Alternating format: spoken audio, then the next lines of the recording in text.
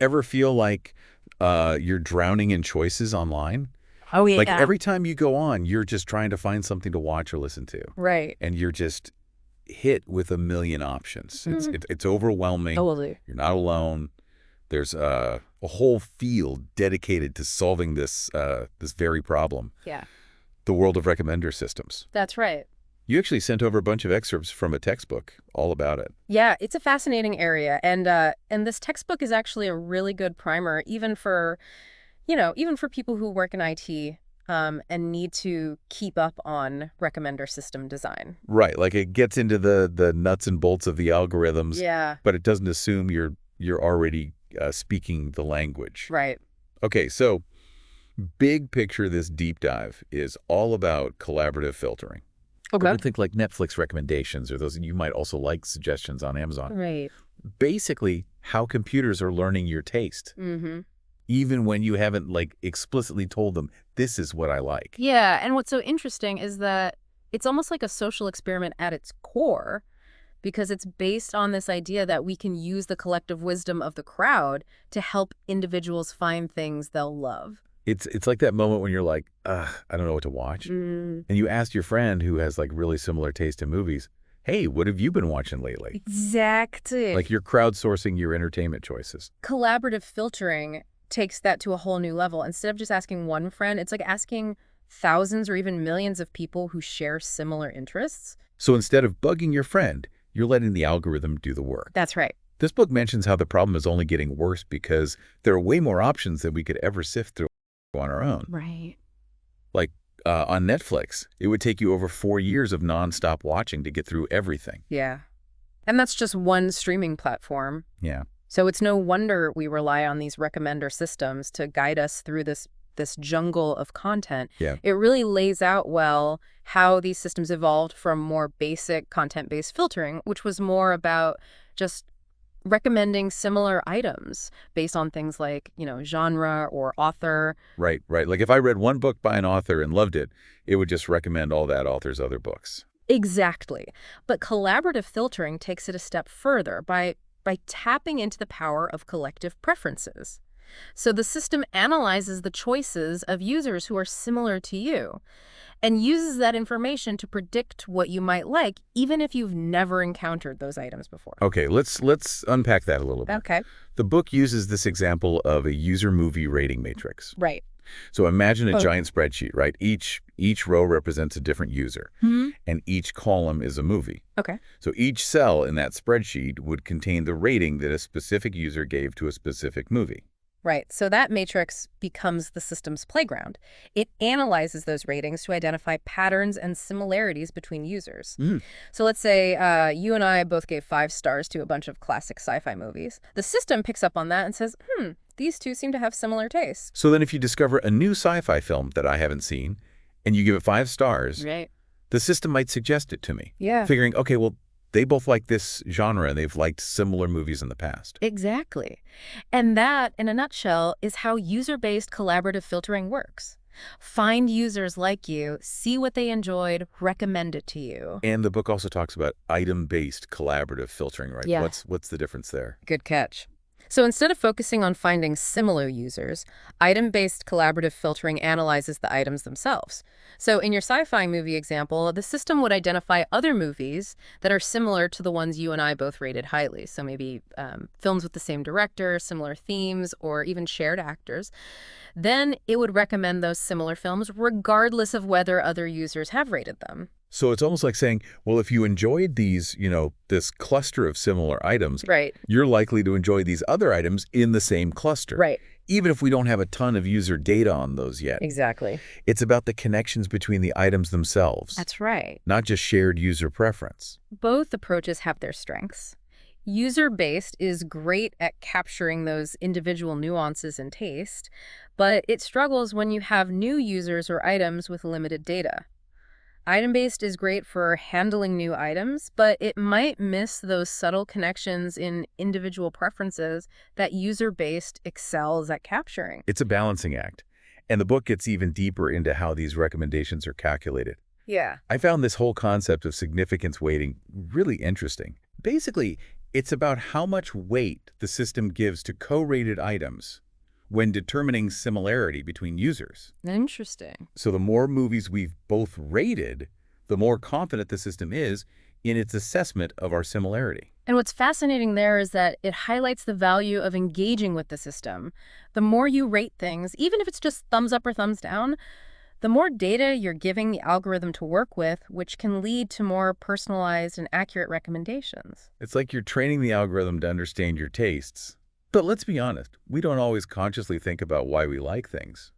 Absolutely. And that's where the concept of latent factors comes in. Right, like there's something else going on why we gravitate towards certain things. It's not always like a conscious, oh, I like this, this, and this. Yeah, think of it like this. You walk into a bookstore and you immediately gravitate toward a certain section. Right.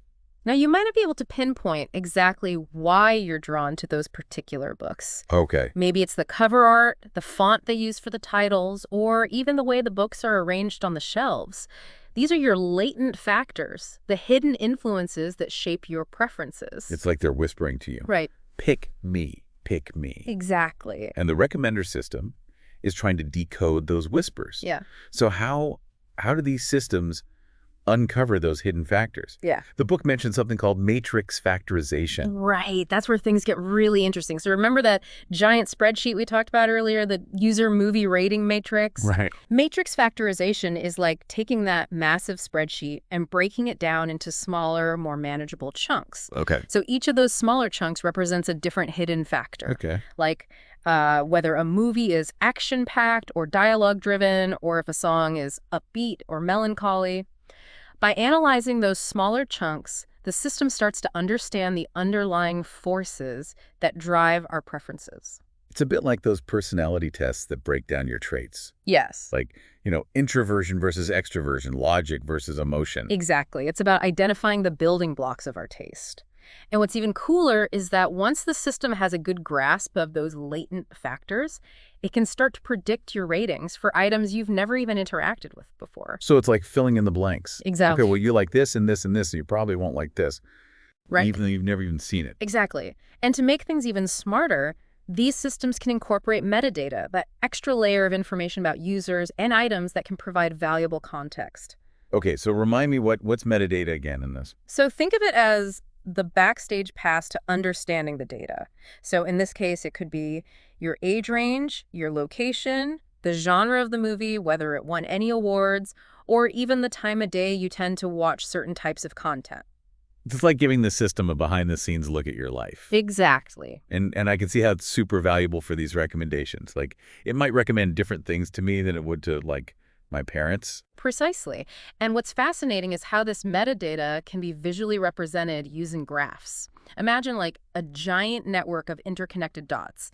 Each dot represents either a user or an item, and the lines connecting them represent shared attributes or preferences based on that metadata. Okay, so if I like independent films and I live in a certain city and I'm in a certain age demographic, I might be clustered near other users who share those same traits. Exactly. And the more connections two nodes share, the stronger their similarity.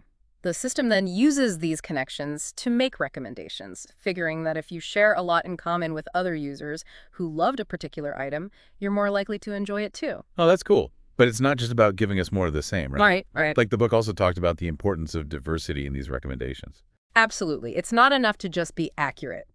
Recommendations should also be exciting, unexpected, and encourage us to step outside of our comfort zones. And there are two main types of diversity that recommender systems strive for: individual diversity and aggregate diversity. Right, we touched on those a little bit earlier. Yeah. So individual diversity is basically making sure that the recommendations I get cover a range of things I might like. Exactly. So even if you primarily listen to pop music, the system might sprinkle in some recommendations from other genres you might enjoy, like indie rock or even classical. It's about catering to the full spectrum of your taste. Right. Now, aggregate diversity is a bit different. It's looking at the bigger picture, ensuring that the system as a whole is recommending a diverse set of items across all users. So it's not just recommending the same 10 super popular things to everybody. Yeah, exactly. It's about making sure that those super popular blockbuster type items aren't hogging all the spotlight, and that lesser known gems also get a chance to shine. Right. It's like we want the hits, But we also want to discover some indie bands we might never have heard of otherwise. Exactly. And it's not always easy to balance those two things. That's where these deep latent factor models come in. They can handle the complexity of recommending things that are both relevant to your interests and diverse. Okay, so those are the ones we talked about earlier that are kind of like they're going beyond just the surface level data. Yeah, exactly. Think of them like the heavy lifters of the recommender system world. They're the ones that can really dig deep and find those subtle, complex connections in our data. So how do you get them to prioritize Yeah. both, the stuff we know we like and the stuff that we might not even realize we'd be into? Well, one approach is to actually build that diversity right into the model's objective. Okay. So remember how we talked about the objective function earlier? That's like the model's ultimate goal, Right. what it's aiming for. Instead of the objective just being be as accurate as possible, Right. it's now be as accurate as possible while also ensuring a good mix of recommendations. So it's like giving it a nudge, Oh, right? exactly. Like don't just find what's relevant. Find what's relevant Yeah, and also maybe a little unexpected. exactly. And the book actually gave this really cool example of using something called variance minimization to achieve this. So remember how we were talking about those latent factor vectors that represent our tastes? Right. If a vector is super uniform, it means the system thinks we're basically equally interested in everything. Which isn't really, really true for most people, I'd imagine. Exactly. So by minimizing the variance in those vectors, the system is basically saying, okay, let's acknowledge that people have unique and specific preferences. We don't want to flatten those out and pretend everyone's the same. So instead of recommending like the most popular item in each genre, it's digging deeper to find those niche things that actually fit our maybe weird specific set of interests. Exactly. And the research shows that these types of models really do work. They lead to more accurate recommendations, they increase the chances of users finding something new and unexpected that they enjoy, and they generally just create a more satisfying and engaging experience overall. So it's like having that friend who like knows you so well Right. that they can recommend something you never would have thought of, Exactly. but you end up loving. That's exactly it. And that's what makes this whole field so fascinating, right? Yeah. It's not just about optimizing for clicks or purchases. It's about understanding human behavior, tapping into our natural curiosity, and ultimately using technology to connect us with experiences that really enrich our lives. Well, I don't know about you, but I am way more interested in those recommended for you sections now. Yeah. Me too. And I think it's a good reminder that there's this whole world of amazing content out there just waiting to be discovered. And with the help of these, increasingly sophisticated recommender systems, we have a better chance than ever of actually finding those hidden gems that really resonate with our unique tastes. Awesome. Well, a huge thanks to you for guiding us through all this. And to everyone listening, keep those recommendations coming. The more you engage, the better these systems get. Absolutely. And that's it for this deep dive. We'll catch you next time. At the end of this podcast, please share your thoughts on the book. And if you enjoy this content, don't forget to like and subscribe for more.